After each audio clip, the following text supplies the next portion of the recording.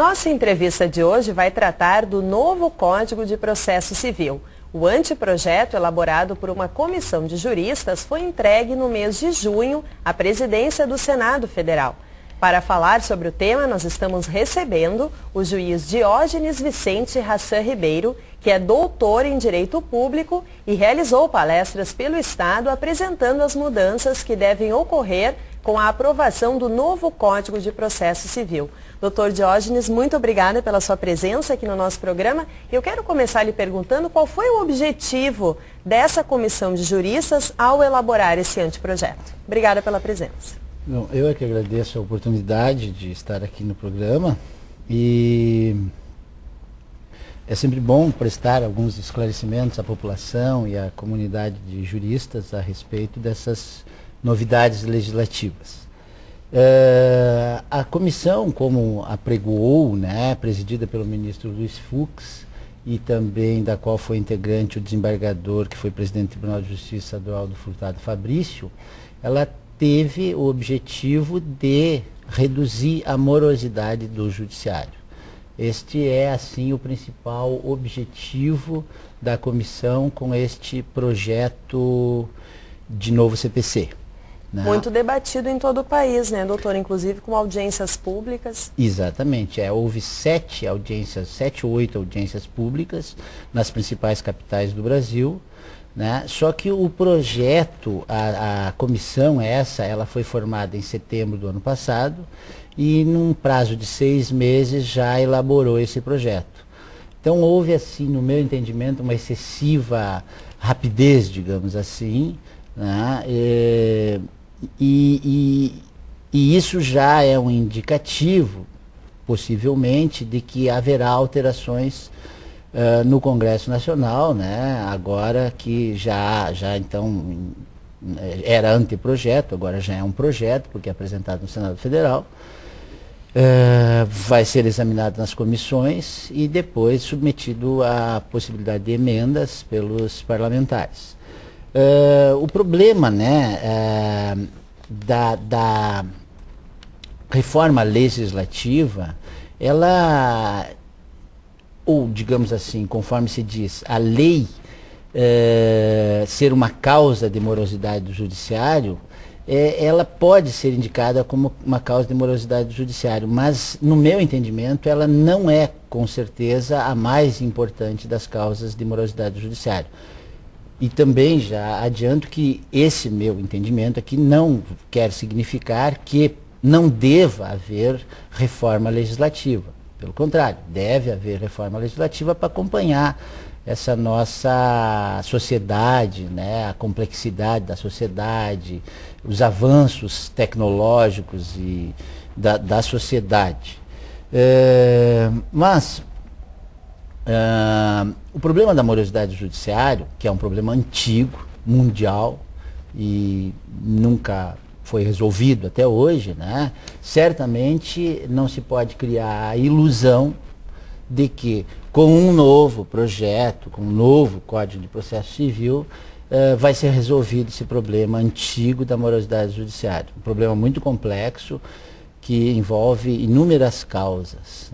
Uma das causas, assim pode-se dizer, é que no Brasil, a partir de 1988, e depois com o Código de Defesa do Consumidor em 1990, houve um aumento avassalador, muito expressivo de ações, de processos ajuizados. A gente pode citar exemplos assim, de comarcas que em 1995, 2000, por aí, nem eram comarcas, eram municípios aqui no Rio Grande do Sul, que integravam outras comarcas e que, assim, em 10 anos mais ou menos, hoje tem um número expressivo, 5.000 processos numa comarca. Então, isso significa que houve, sem dúvida nenhuma, nessas últimas 2 décadas, um aumento muito grande de processos em trâmite no judiciário do país. E aí, Isso causa morosidade, porque os recursos materiais e humanos não cresceram proporcionalmente da mesma forma, nos mesmos termos. Né? E uma questão que se fala muito, doutor, é com relação aos recursos nos processos, né? E isso o novo código tenta dar uma solução. Uhum. O código, esse projeto do Código de Processo Civil, ele tem várias novidades, né? Uma delas é justamente, conforme é apregoado, dar uma maior observância, digamos assim, às decisões judiciais de primeiro grau. E nessa parte dos recursos, então, por um lado, se estabelece no código que não haverá efeito suspensivo nos recursos. Né? Com relação ao recurso de apelação, há uma certa ambiguidade lá num determinado artigo do projeto, né, que até admitiria que o juiz recebesse no efeito suspensivo. Mas pode-se dizer que em quase todos os recursos não haveria o efeito suspensivo, o que significa que a decisão do juiz ela pode ser executada imediatamente. Né? Mas aumentando o poder do juiz. Exatamente. Só que, em sentido contrário, o projeto pretende uma coisa, mas certamente vai criar uma outra dificuldade o projeto. Porque o efeito suspensivo deveria ser, então, requerido ao tribunal, né? E o relator, isso está no projeto, o relator, então, examinaria se há uma probabilidade de reforma da decisão. Se houver essa grande probabilidade de reforma da decisão de primeiro grau do juiz, o relator, então, concederia efeito suspensivo.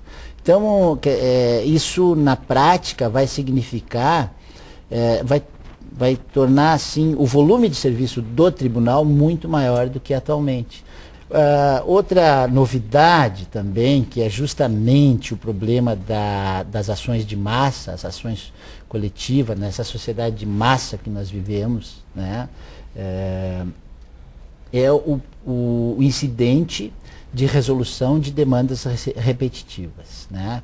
Esse incidente significaria que o tribunal, o juiz, o promotor de justiça, o advogado, a defensoria pública e tal, poderia suscitar esse incidente ao presidente do tribunal. Se o presidente entender que é caso, ele submete ao órgão especial.